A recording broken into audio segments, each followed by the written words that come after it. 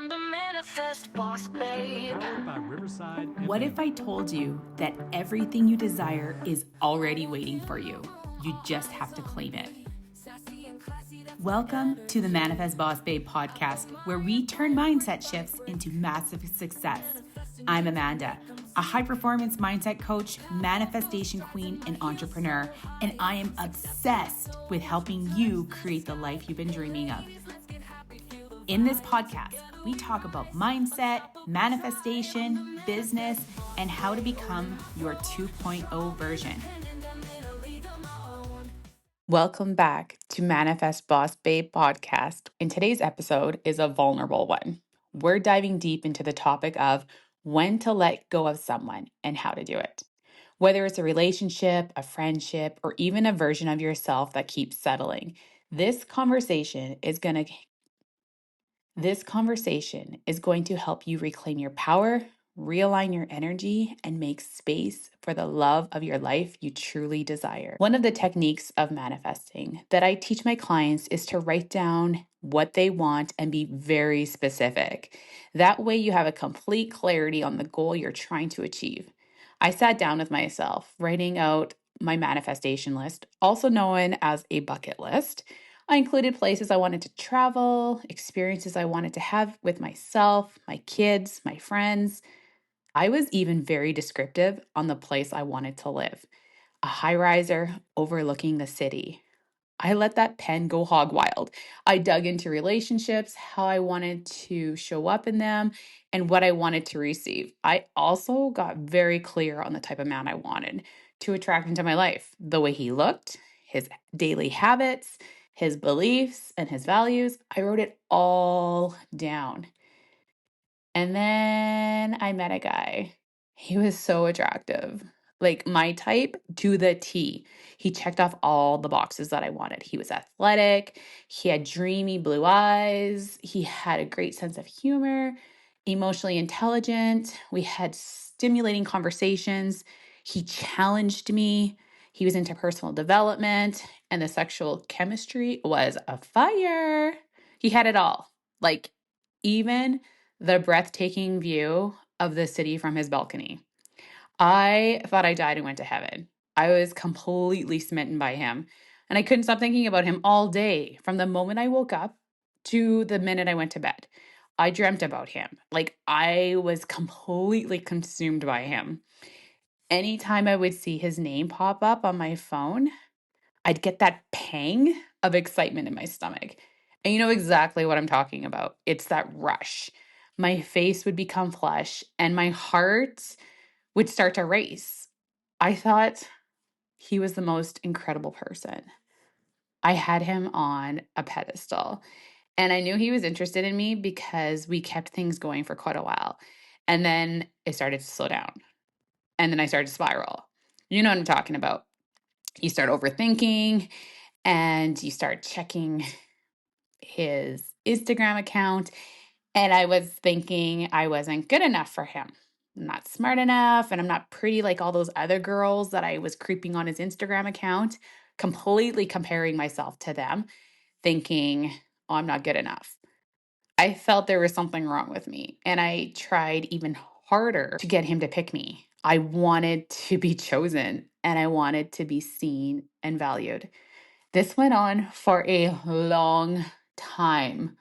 I had my rose tinted glasses on, seeing the potential of what we could be instead of what it actually was. I was so sad and hurt and doubtful of myself. Like, I was spiraling, thinking, oh my God, I just blew it. Like, he was my dream guy. And what did I do wrong? And what can I do to make him choose me and pick me? The more we hung out, though, the more it became clear to me that it wasn't actually going to become anything more than what it was. And it was when I had a bird eyes view perspective when things changed. I asked myself, Amanda, why the hell do you have him on a pedestal? You are a freaking catch too. You have so many amazing qualities about yourself that someone is going to be so grateful for and that they're actually looking for in a person too. So I evaluated the qualities about him that I really liked. and I made note of it. I'm like, okay, I like this about him. And then there were certain things that I didn't like. So I made note of that too. It's like, I don't want that in a relationship because I want to feel this different way. And it's also a reflection of myself. Like, how am I showing up that that's reflecting on? So it really gave me a chance to reflect on who I am and what I want to be, and that I shouldn't settle for something that I thought in that moment was absolutely perfect. Because remember, you have the blinders on and you just see what you want to see. You don't really necessarily see the whole picture. You have to just zoom out a little bit and see the whole perspective. And this is why it's important to have friends that are real and raw and tell you the freaking no BS what's going on. Don't get mad at them. They love you. They're just trying to protect you. So I made a decision. I was taking him off the pedestal and I decided I'm going to put myself up there. I am worthy and valuable, and someone else is going to see that because I am perfect for somebody else. Not perfect. Perfect's such a ridiculous word, but you know what I mean? Like, all of my qualities and quirks is something that someone else is going to be bonkers over. They are going to want all of it. So I took my power back and I started releasing those obsessive thoughts about him, and I started to focus on myself. I quit going on his Instagram account and checking all the things. I quit checking in on him. I'm just like, no, like, I don't need to be doing this anymore. I need to work on myself and focus on the things that I like to do and put all that energy into myself and start working towards my goals. Tony Robbins uses this phrase, energy flows where attention goes, which essentially means your energy controls your life. But what is energy? It's the ability to do the work. So, whatever you focus on, you're placing your energy, which is the most sacred thing you have in your life. It's your time on that specific thing. You only have so much. And I also call it bandwidth. We try to do all of the things, making sure that everyone else is happy before we check in with ourselves. You have like a maximum capacity. And when you fill it to the max, you are feeling burnt out and exhausted. When we use our energy obsessing over someone and thinking about them nonstop or spending time with them, it's taking up space in our bandwidth. And sometimes other things start to fall through the cracks that you used to love to do or value because you don't have enough of you to give. This is true when you're putting all your effort into your work. So perhaps you like your sleep, your eating habits, your exercise routine, it all gets pushed back to the burner. Like, do you know how many times when I hear people say, "Oh, I used to do that. I loved it." It's like, "Well, why did you stop?" So you have to stop and think to yourself, why don't I do that thing anymore? What took up that space inside of my bandwidth that removed that thing that I love to do? So you have to think about, what is it that took up that space? Because you only have so much. Think of it like your dresser. It's stuffed to the max full of clothes. Some are your absolute favorites that you use all the time, and some that you wear frequently. Others you wear once in a while. And then there's some that you absolutely hate and they don't even fit you, or you've even forgotten about them, but they're still in there. And whenever you open up your drawers, all you can see is a hot mess. It's just full, even though most of it's not even stuff that you wear, but you keep it. Why? If you keep it, there's no room for anything else new that you purchase to put in. And it feels overwhelming to see that much stuff inside. So if you were to take out those things that you no longer wear anymore, how would that feel? You'd have more space. And then you wouldn't feel bad about bringing something new in. Or there's room for something else to come in because you've created the space already. And you'd feel more calm. So during my personal development journey, I've had a lot of friends slip away. And as you are learning more about yourself, you're wanting to change your lifestyle, this tends to happen. You're shedding a layer of the old version of you because it's a journey and it takes a long time. And some people can only resonate with that layer you shed off, and it makes them uncomfortable with the newer version of you because they don't know this version. And they may not even understand what you're doing or why you're doing it. Like, think of it as an onion. You know, those people that have been in your life forever, they've seen the whole raw thing, like they've seen the whole thing, right? But there's like dead layers that need to come off. Like you're shedding layers all the time, right? You're growing, expanding, learning new things. And but sometimes when you're like in a huge transformation, like if you're like really dialed into making changes in your life, like health and fitness is a prime example.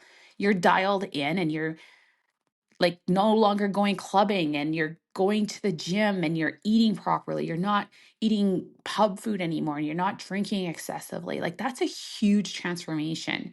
And people will try to like bring you down and they're like, "Hey, let's go to the pub," and they'll do all the peer pressure on you. But when you're like, "No, this is what I want," you start removing those layers so fast.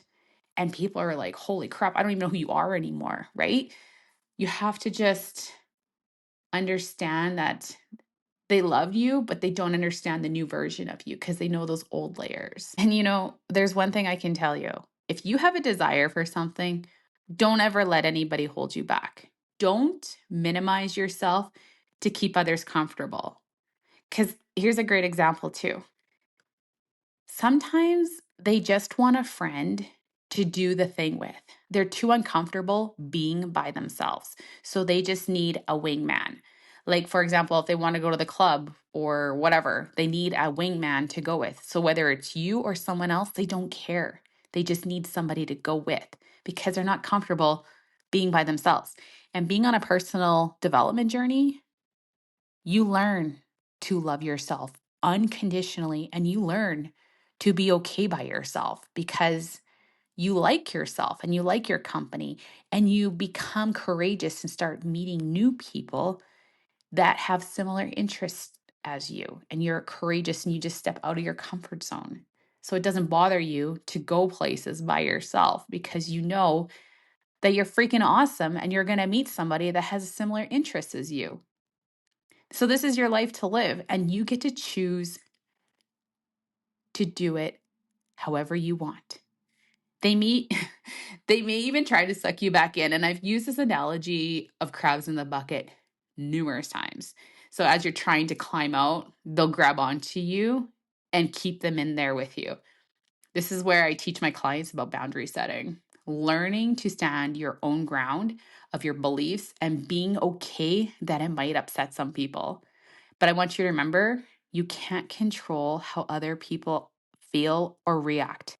What they think, say, or do is based on their own perspective, which they're entitled to have, just like you're entitled to have your own.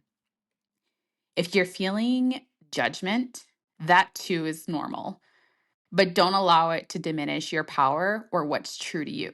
You can hold space for them and know that what they are thinking and feeling is a direct reflection on themselves and it has nothing to do with you and that they haven't processed it yet. So I want you to think right now, what is something in your life right now that seems daunting and draining? Is there a task you don't like doing, a person that you don't like spending time with? Or what about those people in your life that you actually do like them, but you don't have much in common, or maybe you do, and you hang out because it's something to do? What would it look like if you removed things from your bandwidth or at least gave it less attention so it's creating space for you and some other things to come in? So I'm going to give you 5 questions I want you to ask yourself when you're assessing your relationship. So this would be a great time to bring out your journal that I talk about all the time. I talk about gratitude journaling and journaling out your thoughts. So here's 5 questions that I want you to write down. How do I feel before, during, and after spending time with them? I want you to write that down. Listen to your body because your body doesn't lie. Do I feel anxious? Do I feel excited? Do I feel calm? Physically, how do I feel? Because with that guy that I mentioned before, my nervous system was in fight or flight. Like I got excited, but it was not the right kind of excitement. But I was ignoring it. I thought it was actually like the lust and the excited, like, oh my gosh, this is exciting. But it was actually like my body was just in fight or flight. Like it was just not a good space to be in. And what value do they bring into your life? Like, do they provide you with insightfulness? Do they have similar goals? Do they inspire you? Do they believe in the same things as you? And are you seeing it for what it is, who they are, or the potential of what you could be or what the relationship could be? I want you to really think about that. Is it this person that I'm seeing for what it is, or is it the potential? Like I saw the potential in us of all the amazing things that we could create, but we weren't in alignment. So it wasn't going to work out. And also, another question to ask yourself: are you ignoring red flags because you want it to work? That's where those friends come in handy, by the way. And are they still in your life because you feel that they should be? And I'm meaning longtime friends, family. Like you feel guilty for spending less time with them because you feel that you should. You should be spending time with them because they are those longtime friends and they've been in your life forever, or it is family members. I want to tell you something. It's okay to set boundaries with them and to just pull back your energy, because when you do this, you're just creating space between you. But when you spend time with each other, it's going to be so much better. And you're protecting yourself and your energy. This is what I'm talking about. So I know these questions are tough and some actually might come easy to you. You just needed me to say it as a confirmation that you actually needed to let it go. So I'm giving you permission to let it go. I also realize that there's a lot of relationships in your life that do provide value. You do enjoy them, but they're stagnant or there isn't any sign of room for growth. And this is where you will have to assess the amount of energy you want to put into them. Do you need to still keep them in your space, but with limited access, the boundaries, knowing that when you do have time with them, it's going to be fantastic? And the reason why this is so important to assess your relationships is because you change and grow as an individual. You're curious. You're wanting to learn and try new things. And if you keep in the same space with the same people, you won't have the time or energy for anything new to come in. Like, if I would have stayed obsessing over that guy, I wouldn't have ever met some of these other amazing men that I've found along the way.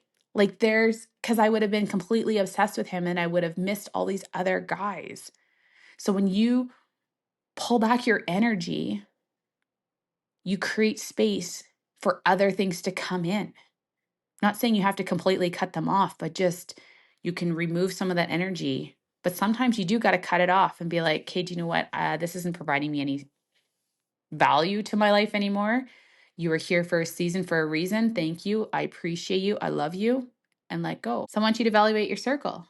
Are there people who provide value to your life? Are they someone you admire and want to become? Because if so, that is where you want your energy to go.